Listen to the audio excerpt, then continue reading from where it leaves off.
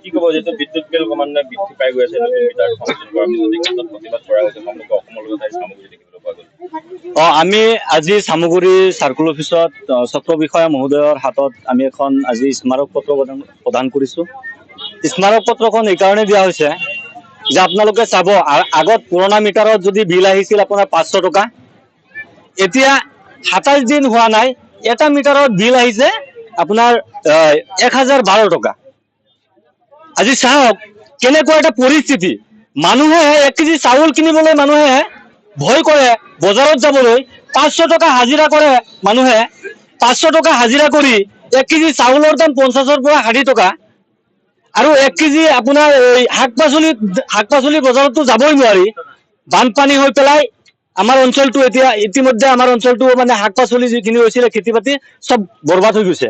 কিন্তু এতিয়া দেখা গৈছে যে সেইটো সময়ত, এই দুৰ্যোগৰ সময়ত এতিয়া স্মাৰ্ট মিটাৰ বিলাক লগাই মানুহক যেনেদৰে হাবাথুৰি খুৱাব বিচাৰিছে, যেনেদৰে মানুহক শোষণ কৰিব বিচাৰিছে এই চৰকাৰখনে, তো খুব দুৰ্ভাগ্যজনক।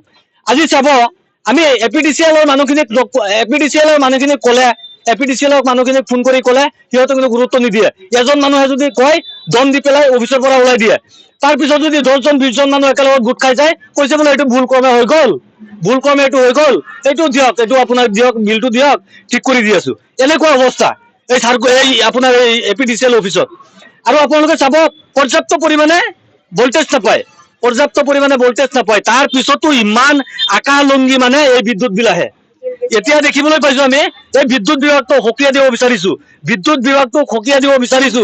ইতিমধ্যে স্মাৰ্ট মিটাৰ, এই স্মাৰ্ট ডকাইত নামৰ বস্তুটো মানুহৰ ঘৰৰ পৰা উঠাই আনক। অন্যথা আজিতো আমি চাৰ্কুল অফিচত আহিছো, সিদিনাখন কিন্তু আমি এই ইলেক্ট্ৰিচিটি অফিচটো যে চামগুৰি ইলেক্ট্ৰিচিটি অফিচটো আমি কিন্তু ঘেৰাও কৰিবলৈ বাধ্য হ'ম, আৰু ৰাজপথ কিন্তু অৱৰোধ কৰি দিয়া হ'ব। আমাক দুখীয়া মানুহক যদি এনেদৰে আমাক যদি শোষণ কৰিব বিচাৰে চৰকাৰখনে।